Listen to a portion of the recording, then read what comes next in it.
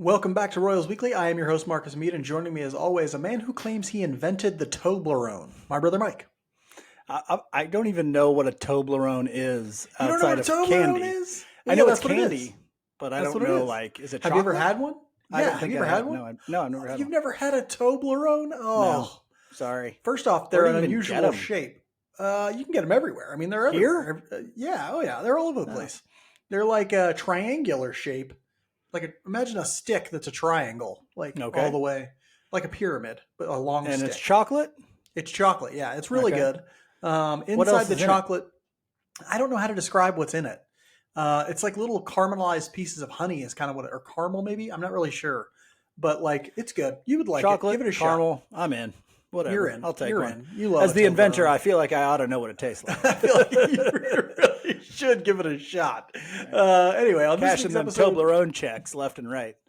it's huge, really. I mean, they're bigger than you think. On this week's episode, we'll review a rough week from the Royals. It was not great out there for the last week. We'll discuss some possible trade targets for a scuffling bullpen. I think that's the kindest way to describe this bullpen at the moment. And then we'll preview this week's games. But first, we want to make sure that you're liking, subscribing, and most importantly, commenting. Leave us a review on Apple Podcast. Leave us a comment on YouTube. We love mixing it up with you. Those sorts of things help us out a ton. So make sure you're liking, commenting, subscribing, all of those things. Pause it right now and go leave a review, or pause it right now and go like, or give a comment, or something like that. Or pause it right now and go subscribe to our Royals Weekly Substack. All paid subscribers get at least one article a week and one extra episode a week. Mike did an article this week. I did an article this week. Plus, we had an episode out this week on Substack. It was really great. We put out a bunch of stuff this week. Mike's going to continue to do some prospect player profiles on there that are a ton of fun to read and really interesting. So make sure you're subscribing to the Royals Weekly Substack. You get some extra stuff. You can get into the deep, dark caverns of Royals commentary that we like to go to. So make sure you're doing that. I also want to remind you that Bet Online is your number one source for the NBA and NHL playoffs this season. Every stat, every matchup, and even live odds while the games are being played. When the game's over, head on over to their online casino and get in on a game of blackjack or poker or unwind with one of over 150 slot games. Head to the website today to get in on the action. Don't forget to use the promo code BELIEVE, that's BLEAV, for your 50% welcome bonus on your first deposit. Bet online, the game starts there. We'll start our review of last week with roster news. There was a little bit of roster news. Some disappointing roster news came from today. I was very sad. I had sad emoji all over my face today.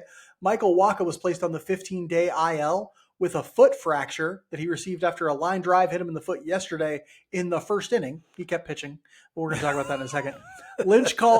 Daniel Lynch the fourth was called back up today to replace Michael Wacha in the rotation. He was also called up earlier this week to make a spot start for the Royals when Brady Singer got sick.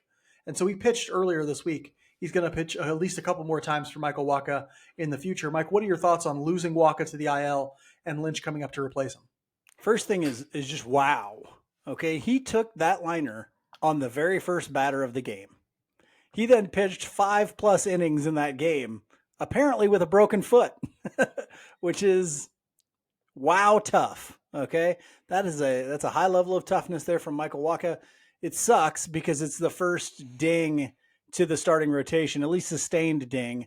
But we're really going to start to see what this rotational depth looks like now as Lynch is going to start to get some starts. And, when you go that length of time, you're looking at least probably 3, maybe more likely 4 starts here that Lynch is going to have to cover for Wacha.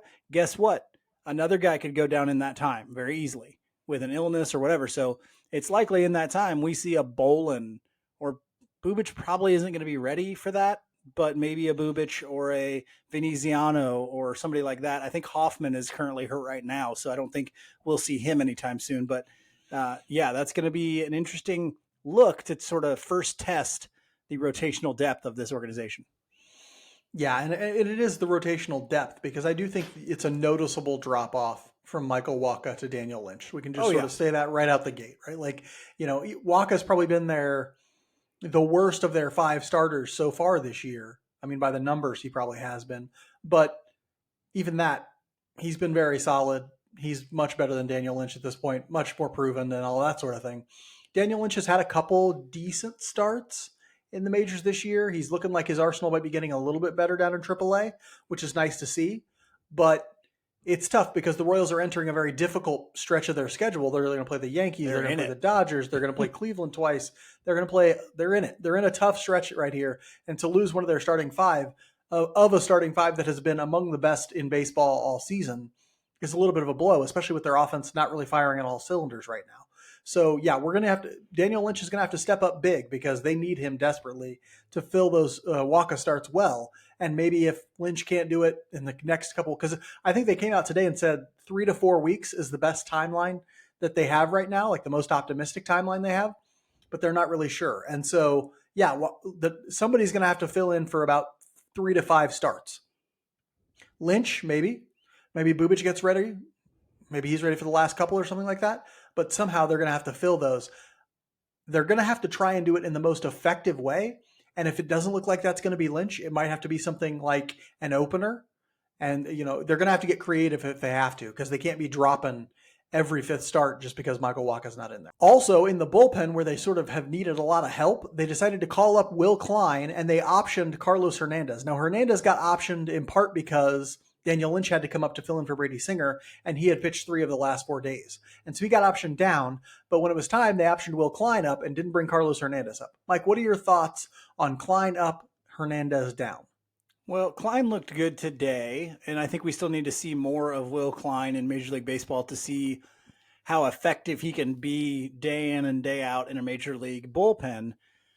Carlos Hernandez has been Carlos Hernandez. I feel like we know who he is. I feel like, at least right now, unless anything changes, I feel like moving him down into AAA is just a way to keep him until we bring him back up. I'm sure he'll be up again.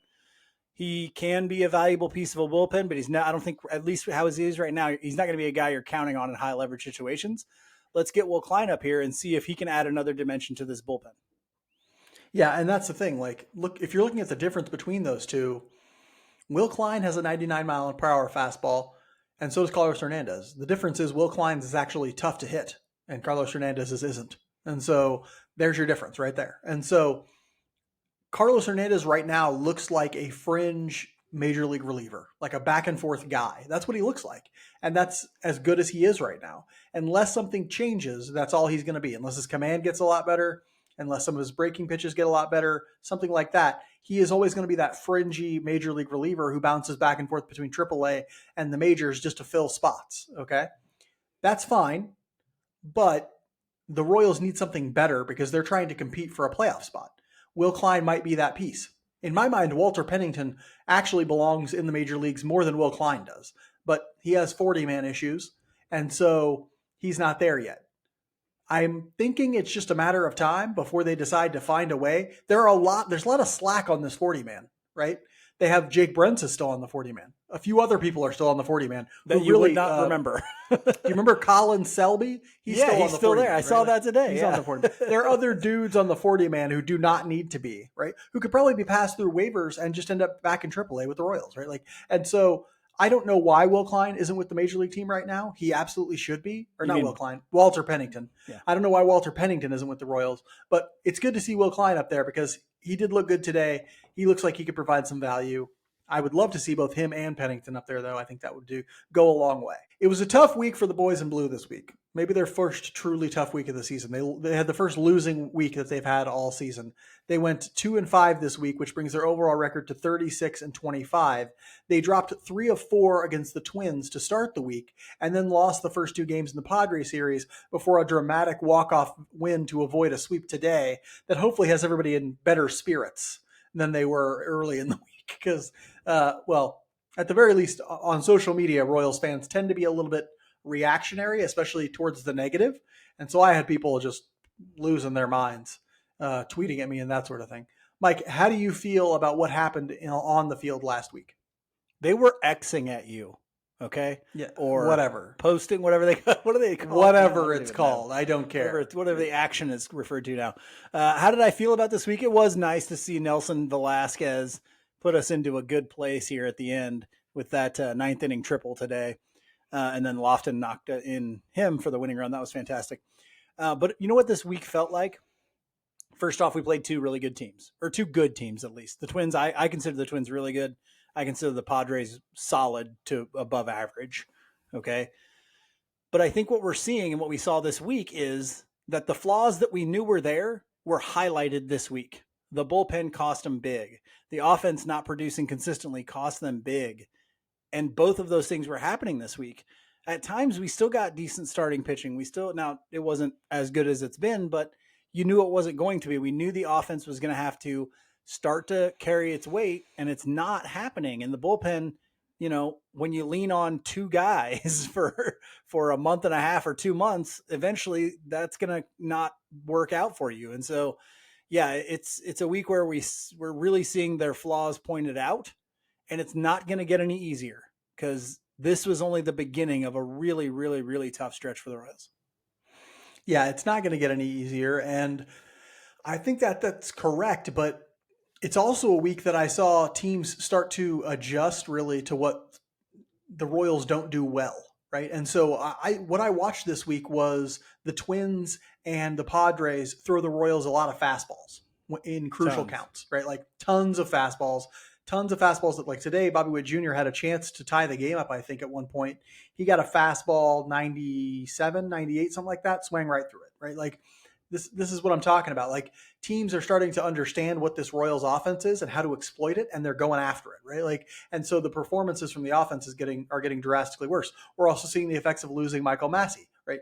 Not that Nick Lofton has played poorly or anything like that, but he has not produced offensively like Massey was before he got hurt. And so the offense has taken a step back. The bullpen has taken a giant step back, right? They're 2 steps forward, 19 steps back or something like that right now. All I have in my head is Paul Abdul right now. So for some reason that's in there. And so it's been awful from the bullpen, and it's too bad that the Royals were always bound to have a stretch like this. It's going to happen. Every team has stretches like this in a season. It's not great that it happened against the Twins. It's not great that it happened right here when we're starting to face these tough teams. That's not good. And so they better find an answer in this off day because it's not getting any easier throughout the month of June. Mike, even though things did not go great, we did have a couple strong performers this week. Who was your strong performer for the week?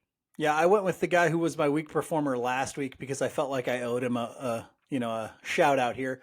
Vinny Pasquantino had himself a big week, and that's good. Moving into this tough stretch, we do need offense anywhere we can get it.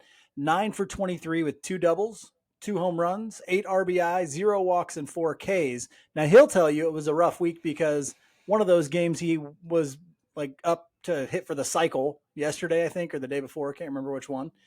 And he comes up in an at-bat. They really needed him. I think the bases were loaded or 2 on, something like that, and they needed a run or 2, and he did not get anything. And so he would tell you that in those big situations, it didn't work out like he wanted it to, but he still hit the ball really hard. He was on everything. He didn't walk quite as much as you would expect him to in a week where he does really well, but he's hitting the crap out of the ball right now with a lot of extra base hits and a lot of power, and we will take it all day from Vinny Pasquantino.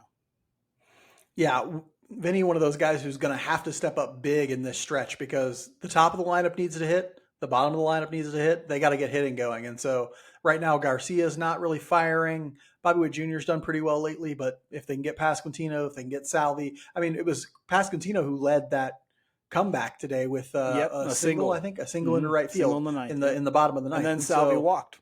Salvi walked right behind him. If the bottom of the lineup's not going to hit, the top of the lineup has to be gangbusters. And so we might need them to be really hot for the next 2 or 3 weeks. My strong performer this week is the guy who pitched today as well, and that's Cole Reagans.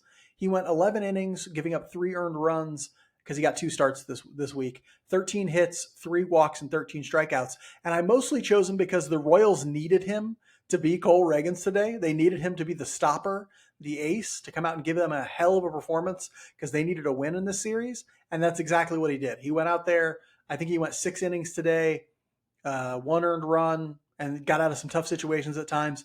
He looked really, really good. And that's exactly what they needed him to be. There are moments when you need your guy to be the guy, and he was the guy for them today. So when he left today, it was basically tied 1-1, and I think Zerpa was the one who gave up the 2 runs that made it 3-1. And as soon as he left, I go, nope, this sucks. This is terrible because And I even said it before the game started. I said the offense has to produce some runs early because when Reagans leaves, does anybody feel comfortable that this bullpen can hang on to that lead?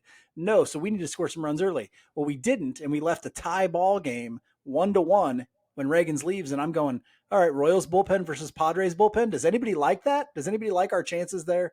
No, I don't. I don't think anybody else does. But we pulled it out anyway. So Reagans did exactly what he was supposed to do, give us a chance to win, a good chance to win. And luckily we pulled it out there in the ninth with some good hitting from Vinny Pasquantino and Nelson Velasquez mostly. Not everybody was on fire this week. Mike, you have a pitcher who was not as good as Cole Reagans. Who was your week performer for the week? Yeah, also got 2 starts here in Alec Marsh. And this is the regression that I think we were all kind of expecting from Marsh at some point. Kind of sucks that it happens 2 games like this in the same week, but 12 innings pitched, 12 hits, 10 earned runs, 3 home runs, and that was a big part of those 12 earned runs, 5 walks and 10 strikeouts. I still think Alec Marsh is a valuable part of a back end of a rotation. I still think he's much improved. I just think there's going to be games like that where he gets through 5 and he's given up 5 or he's given up 6 because he gave up a couple long balls or he had a couple walks that extended innings, things like that. I'm not necessarily worried about Alec Marsh. I just think this is what you get from your 5 starters sometimes. Yeah, I think that's exactly what it is. And I think, yes, he got bit by the home run regression bug. That was bound to happen at some point. But the thing that's getting me is the 5 walks in that line, because if you remember those home runs, if he doesn't give up the walks in those, there may be solo shots. I think he might have given up walks in front of a couple of those home runs this week. And that's what's ultimately going to kill him. And so, yeah, he'll give up a few home runs here and there. That doesn't bother me as much as the fact that he's letting guys on before he gives them up. And so hopefully he can get back on track, home run preventing, not walking guys, and that sort of thing. My week performer has made many an appearance in our week performer section so far this year. And, I hate to throw him in there again, but the dude is just struggling mightily, and that's MJ Melendez. He went 2 for 20 this week, 2 for 20, 1 home run, 5 strikeouts, 1 walk. It's looking real bad right now for MJ. Even on the pitches that he gets right down Broadway, he can't do anything with them. He got a hanging slider in a key moment today. He just popped it up. He just keeps popping stuff up. Harmless infield fly balls. I haven't looked at his stats. I would not be surprised if his infield fly ball rate is over 10% right now, because he just pops it up all the time, popping them up, swinging and missing all the time. Some people are like, send him to AAA. If you're going to send him to AAA, it's going to be because you want your major league team to be more competitive. I don't know that that's good for MJ Melendez's development in any way, but at some point you have to make the decision that's like, hey, we're not playing this game for MJ Melendez. We're playing this game to win. And so if somebody else can help give us a better chance to win, might have to be that guy. We'll see. 2 things. One, I don't know if you saw the pitch tracker that they did on MJ Melendez in an at-bat. I think at the end of that Twin series is when they did it, or maybe it was the very first game of the Padres series. But, it was insane. It was fastball up in the zone, it's all they throw him. It's all that they are throwing him, and he can't hit. Even the ones that they don't locate and they're right in the middle, he's not hitting those either. What? He's not adding any value. And it looked like in that game where he hit the home run this week, he hit like 3 hard balls, and he probably should have gotten 2 other hits, but he had the deep home run. It looked like, okay, maybe something's happening. And then he's right back to where he was in the next game. It's like, damn, you are killing me. Now, conspiracy theory here. Okay, conspiracy theory here. I love it. Got my tinfoil hat ready all the time. Our good friend Preston Farr, he at Farm to Fountains, he put out. He loves a conspiracy. Today, let's hear it. Loves a good conspiracy. He said Drew Waters was removed from the lineup 2 days ago with no explanation or injury designation, and Gavin Cross was not in the lineup today with no injury designation. Perhaps we see a move throughout the system. And Waters comes up, Melendez goes down. Who knows? Thoughts? Or someone gets traded. Whispers. Or was it done on a soundstage in Burbank? Who knows? Mike will get that joke, but maybe nobody else will. I don't know. I don't care. Mike, what was your theme for this week? Ooh, you know what I did last night?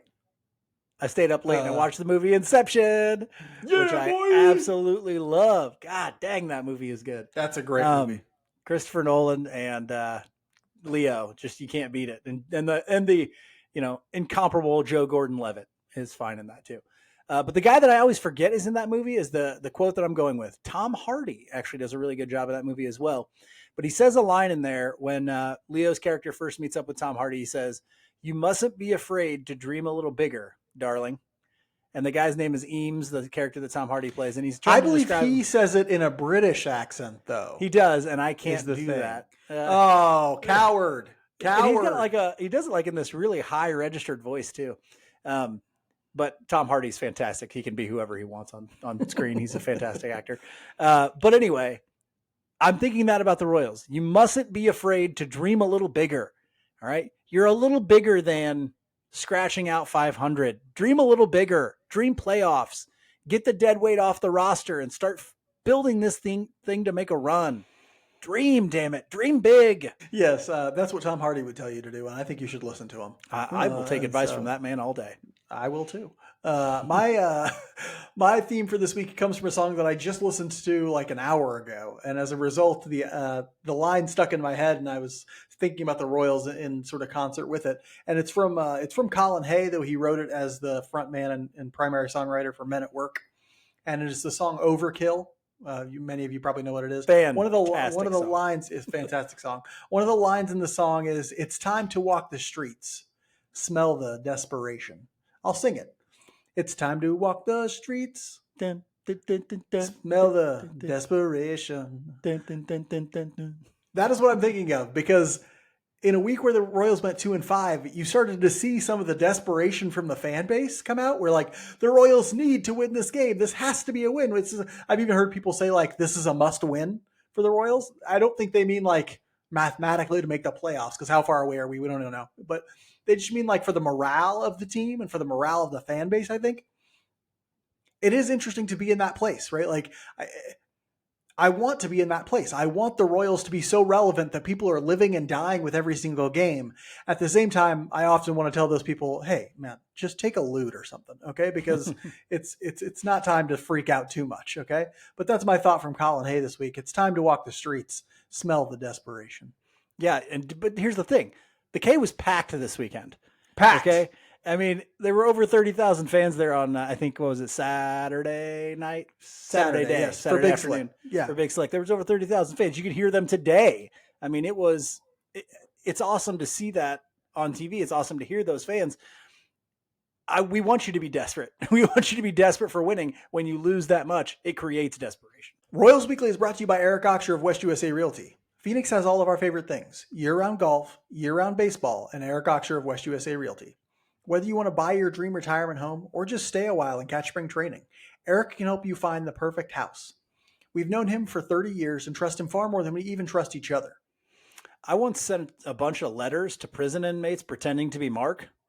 They were very erotic. You changed that joke on me. I did. You're never allowed to change the jokes. Eric does long-term rentals for the snowbird crowd and home sales and purchases for those who want to stay a while longer. Are you a baseball player or parent who needs a place in the Phoenix area? Eric will help you find the perfect spot fast. Want to spend your days shanking golf balls into the great beyond? Eric knows the golf scene like Mike knows the sadness that comes when you finish a box of Captain Crunch. Dark days. It's a dark day. Find Eric online at ericoxer.com if you can figure out how to spell his name. It's ERICKAUXIER.com. Or just shoot him a text at 480-383-9745. That's 480-383-9745. Even if you're just curious about what he can do for you, he's 100% no pressure, one of the best people we know. And he hasn't had an impure thought since 1993. Impressive. For this week's Spotlight segment, we need to address a serious issue with the Royals. Their bullpen. It's very bad. A few weeks ago, we did an episode about possible trade targets to improve the outfield. Now we have to focus specifically on the bullpen because it's real bad, and presently it's costing them many games. Royals relievers have the 24th best ERA in Major League Baseball at 4.42. That was at least going into today. And it's probably only gotten worse. And here's a pretty telling stat that partially speaks to why. They're tied for 26th in average fastball velocity for their relievers. Their relievers do not throw very hard. Now, velocity isn't everything, but it's clear at this point that they're lacking firepower in the bullpen. They lack velo and they lack stuff. They have some in-house solutions that might help. Walter Pennington has done everything and more to prove he deserves a shot at the bigs. Will Klein recently came up, and we'll see what he has. But they need some help from outside the organization as well.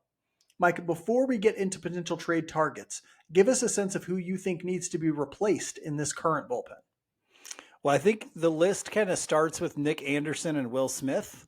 Those seem to be the obvious ones. Anderson, I think, has options or an option left. Will Smith obviously doesn't. He's 1,000 years old. And so you would have to get rid of Will Smith. You could send Nick Anderson down.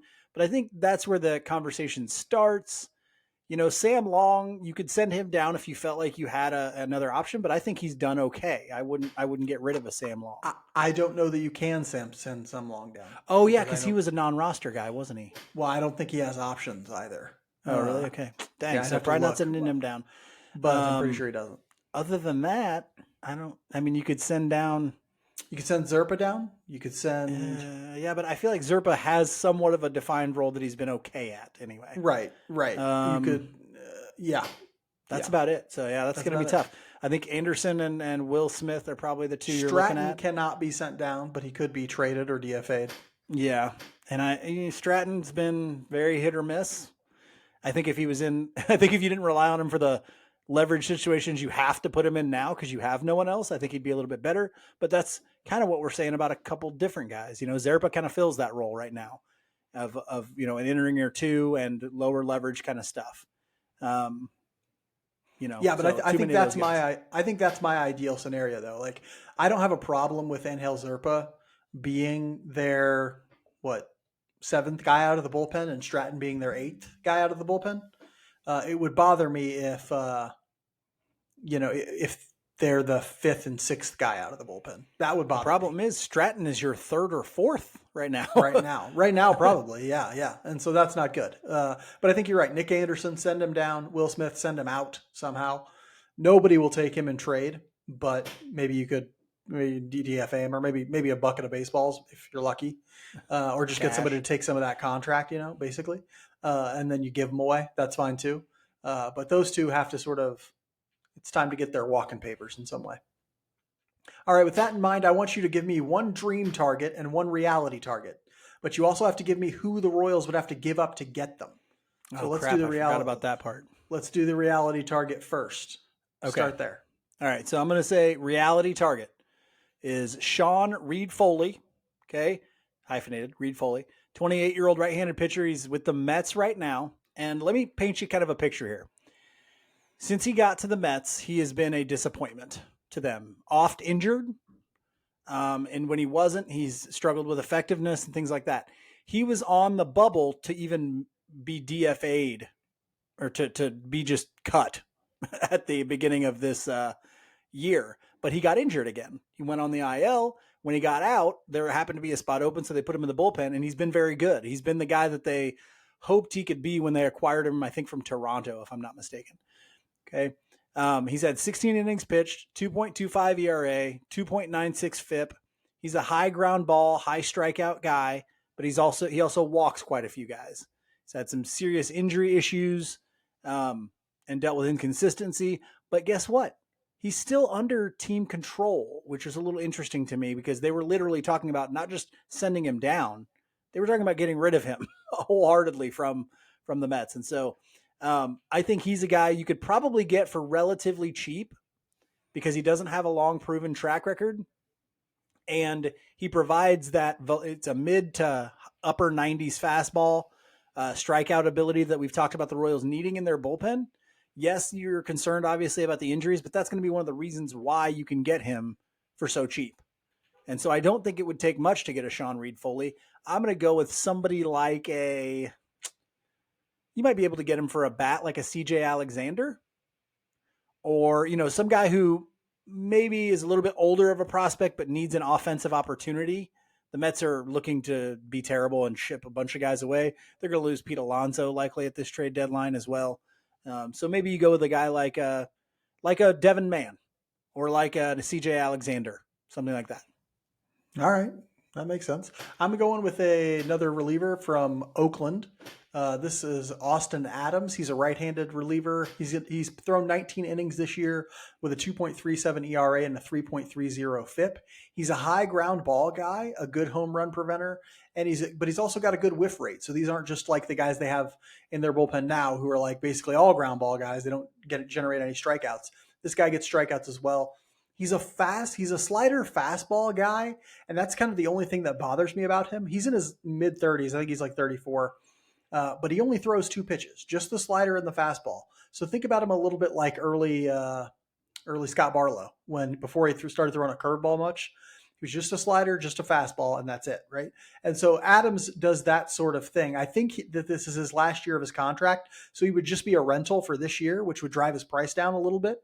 And so I think you get him for a guy like a Logan Porter, or if the Oakland wants a pitching prospect or something, maybe you get him for somebody like Hunter Pattison or something like that, a lower guy who's playing above his level right now, or who's old for his level, that sort of thing.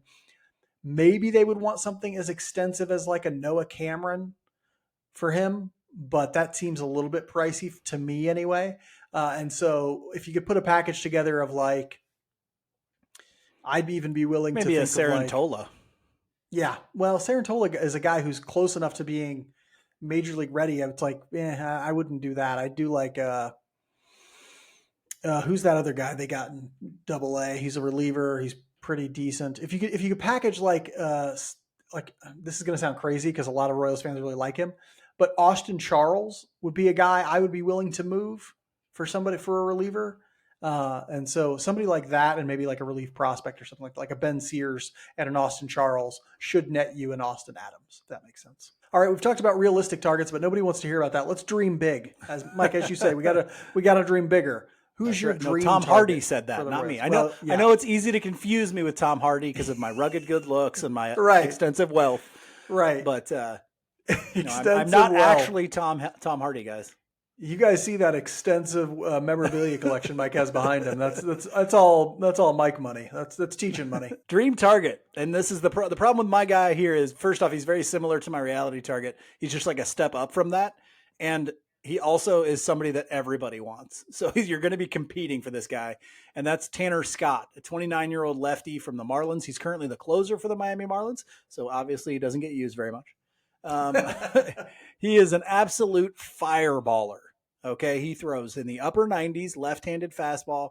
He's got a very, very good fastball. He is just a 2-pitch guy as well. Fastball, slider, they are both very good pitches. He did add a changeup this year, but it's like Brady Singer's changeup. It's in name only. He's got it. He doesn't throw it. 23 innings pitched so far this year. He's got a 1.57 ERA. The FIP is a little higher, which is a little concerning. The other concerning thing is this. He's always been a pretty high walk rate guy, as the fireballers sometimes are that are bullpen guys. But this year it's a little odd because his strikeout numbers are a little down and his walk numbers are still a little up. They're up higher than what they've even been, which isn't good. But the strikeout numbers are still really good, even if they're down a little bit. Obviously the production numbers are very good. The thing that concerns me is that he is a rental. Now that may lower his price tag, but because he's got a little bit of a track record of being dominant, I think there's going to be a competition for Tanner Scott. And the Marlins have pretty much said we're open for business. And so there's going to be plenty of teams out there trying to get Tanner Scott. He's a half a year rental. I think it would still take somebody like maybe a Mason Barnett or maybe maybe a Caden Wallace, somebody who's in that Double-A or about to be Double-A, and a top 10 prospect for the Royals probably to get a Tanner Scott. Yeah, maybe even a couple, or maybe somebody in the top 10 in the top maybe a 20. top 10 and top 25 or something like that. Yeah, something like that, to get a guy like that, especially with all the competition for him. My guy is also going to take something in that kind of range to get, mostly because he's not a free agent after this year. He has more years of control, though I do believe he hits arbitration sometime fairly soon, and sometimes teams want to move on from those guys because they get more expensive during their arbitration years, and that's Hunter Harvey is his name. He's a reliever for the Washington Nationals, 29.1 innings pitched, or 29 and a third innings pitched this year, 2.15 ERA, a 2.09 FIP, and a 0.89 WHIP for this guy. I love that WHIP. Yeah, he has actually been a productive reliever for multiple years now. And so if they're willing to trade him, if they're even in trade mode, which I think they will be, but maybe not till later in the trade deadline or closer to the trade deadline, then teams are going to be calling about Hunter Harvey because he's really effing good. All of his pitches, whether they be fastballs, breaking balls, or off-speed pitches, are in the 75th percentile or better for run value. All of them. Okay? That's how good he is. A lot of ground balls. He's a home run preventer. A lot of whiffs. Guys miss. He throws a splitter. He's a fastball splitter, are his two most prominent pitches, though he throws 4 pitches. So he's a multi-pitch reliever who throws a splitter, gets a ton of strikeouts and a ton of swing and miss, but he also gets ground balls and prevents home runs. Do you think he's going to be sought after? Yeah, he's going to be real sought after. And he has a track record of success, which not a lot of relievers do. Relievers tend to be pretty volatile, so they'll have one good season and one bad season and then one good season. Harvey's just had a bunch of good seasons. And so he's a guy people are going to be looking at hard if Nationals are willing to move him. The Royals should be in on that, but it will take a lot to get someone like him. What are you thinking as far as are you thinking hey, it's going to take, obviously the Royals aren't going to trade Blake Mitchell, but no, they could probably put together Carter Jensen, I think, plus a guy. I mean, I think Jensen could land Hunter Harvey because Jensen has had such a great year this year and has all the things teams are looking for in a prospect. So I think Jensen could land Hunter Harvey. Maybe not by himself. Maybe throw in Jensen and a small sweetener. But it would take something like that to get him. Royals Weekly is brought to you by All In Physical Therapy. You already know that All In Physical Therapy helped turn our mother into the unstoppable force and the immovable object. But what you don't know is that Mom loved her experience there because of the personal attention she got from Tommy and the staff at All In. They guarantee a personalized one-on-one experience to suit the needs of patients recovering from total joint surgeries, sports injuries, or any kind of injury or pain. Kyle Isbell should just put Tommy on retainer. Poor guy's just getting beat up. Just getting beat up out there. All In Physical Therapy is owned and operated by Tommy Freevert with locations in Blue Springs and Lee Summit. But most importantly, they're in network for nearly all insurance providers. So you won't end up dancing for money on the streets like me. If you're a high school athlete recovering from injury or someone bouncing back with a brand new hip or knee, check out the best physical therapy in the KC Metro at allin-pt.com. That's ALLIN-pt.com. Or give them a call at 816-427-5300. That's 816-427-5300. The Royals get an off day on Monday before hitting the road for a quick 3-game road trip against the Guardians. That's an important series. After that... Yeah? Really? Yeah, that'll be a big one. After that, they'll head back home for a 3-game series against the Mariners, who already took a series from them so far this year. Mike, tell us about that all-important Guardian series. First off, it's the most important series of the year so far. I've been looking forward to it for a month. And yeah, it's just the middle of a really tough stretch of baseball. The Guardians have been so good this year. They're 39-20, which is 19 games over 500 and first in the American League Central now by a bit. They're kind of running away with it, which is odd because the Twins and Royals are both playing really well. We only really know about that first game so far. It's going to be Lugo versus Tristan McKenzie, the 26-year-old righty out of Royal Palm Beach High School in Florida. He's got a 3.77 ERA and a 1.38 WHIP in what is somewhat of a down year compared to how he's been in the last couple. Four-seam fastball in the low 90s, curveball and slider. His fastball has been less effective this year as he's down in velocity. The curveball and the slider have been pretty good, though. His expected ERA is 4.60 right now. Tristan McKenzie was never a flamethrower necessarily, but he always had a really, really good fastball numbers because he got good inverted or induced vertical break on that fastball. It was an effective pitch for him, especially up in the zone. But 91 in Major League Baseball, that don't play real well. So hopefully we can, and that profile kind of fits what the Royals like. So hopefully they can touch him up. In the second game, we've got Singer going. We just don't know who they're throwing.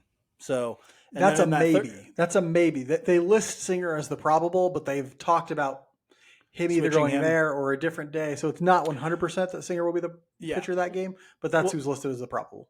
Yeah, and assuming that third pitcher is going to be Daniel Lynch, because Lynch pitched in Singer's spot the other day, and so that would mean one more day of rest for Lynch, I would assume, if he didn't go back to Omaha.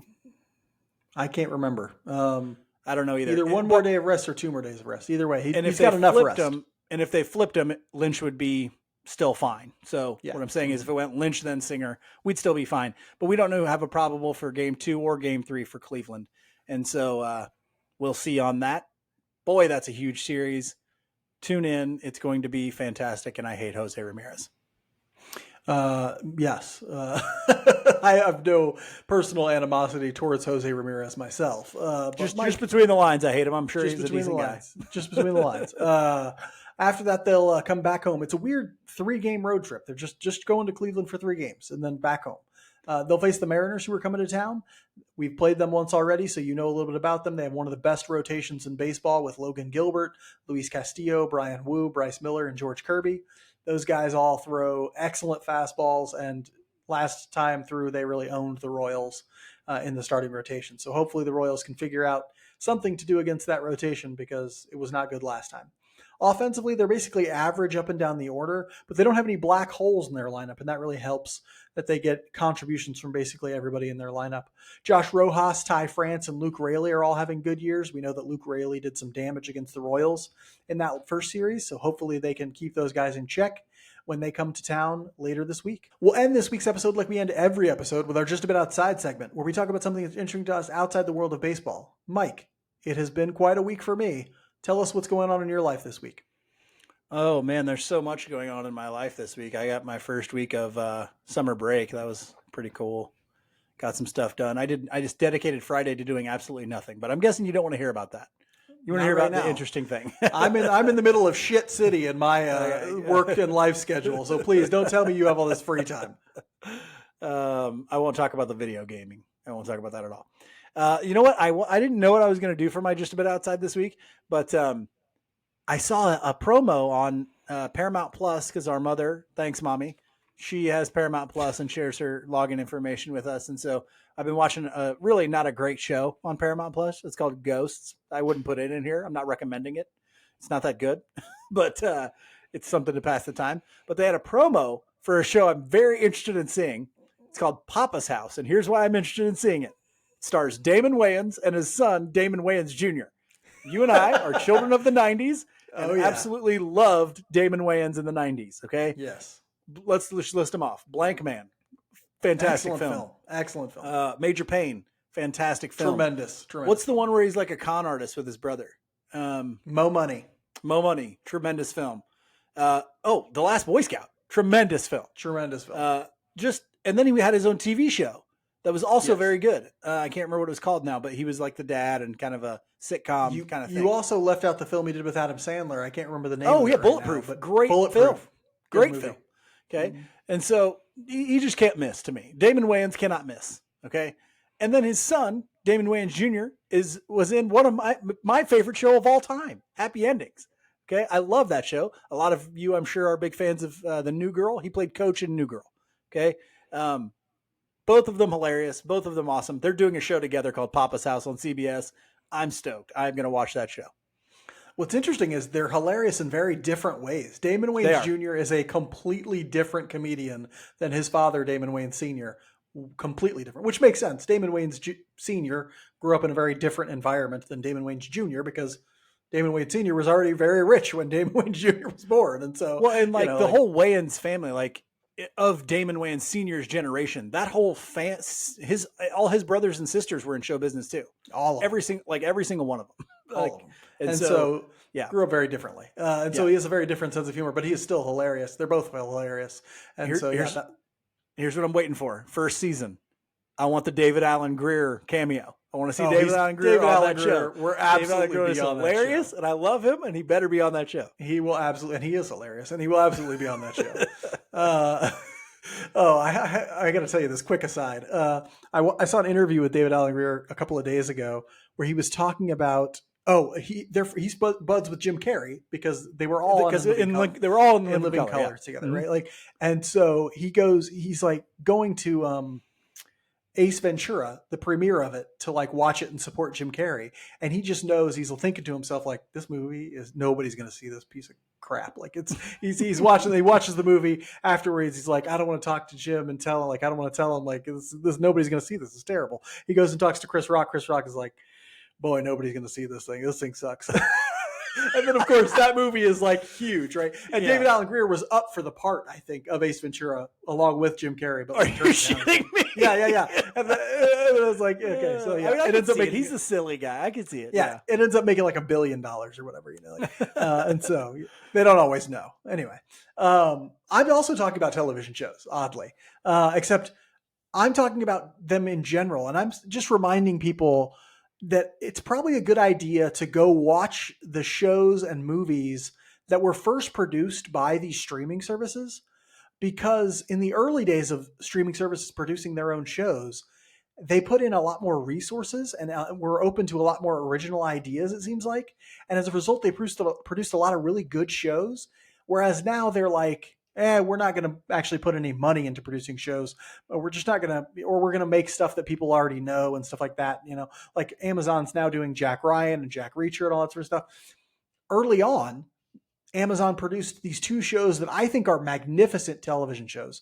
One is called Mozart in the Jungle. If you've never seen it, it's a comedy, I guess, sort of, and it's set in at the New York Symphony Orchestra, and it sort of shows the sort of weird personalities that exist in that setting, including like weird conductors and people selling drugs and like just a whole weird sort of thing. It's a very good television show called Mozart in the Jungle. But that was one of the early Amazon shows. There's another early Amazon show called Man in the High Castle, which is one of the best television shows I've ever seen. If it was on HBO, it would have been as big as Game of Thrones. Like, that's how good it is. But the fact that it was on Amazon in the early days of streaming, it didn't get as many eyeballs. But think about Orange is the New Black and House of Cards. Those don't get made anymore because network or streaming services don't want to sink that many resources into something like that. Some of those original stories and things like that. Instead, they put money in Jack Ryan and The Witcher, which I love, but those are like already well-known intellectual property. They can guarantee an audience from those.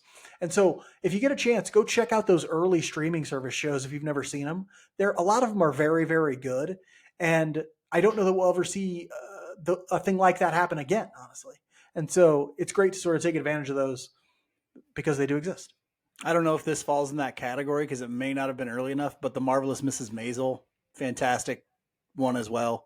I think Amazon on that list. Yeah, I think Amazon was still doing stuff like Mozart in the Jungle and Man in the High Castle when they made Marvelous Mrs. Maisel, which I think if it tried to get made today would not be okay. Like, it would not get the green light, even though the person who made it, who created that show, had an enormous success with Gilmore Girls. They still wouldn't probably green light it, honestly. Well, and I've heard actors saying this exact same thing in interviews recently. Like, you can't get money to do anything original anymore. And that's not just on the television and streaming side. It's in movies as well. And so for sure. It's a rough landscape out there for creative visual medium. Well, what'll end up happening, I think, is somebody will create a space for those things to exist and they'll just blow up. And it'll be like, that's where you go. Like, in the same way that like United Artists did back in the 80s. And, in some ways A24 is doing right now with film, where they're like, we're willing to tell stories that, Warner Brothers is not willing to tell, like, and that sort of thing. And I think their audience will only grow because people want to see good stuff. They don't care if it's intellectual property that they're already familiar with or whatever, but that's the safe play. And so that's what studios and streaming services do. Right? Anyway, that's my 2 bits on television and movies. Tune in next week for that, and we'll talk some baseball. So we'll be talking about the Royals again next week. Thanks for joining us here on Royals Weekly, presented by Bet Online. Until next week, be good to each other. And go Royals.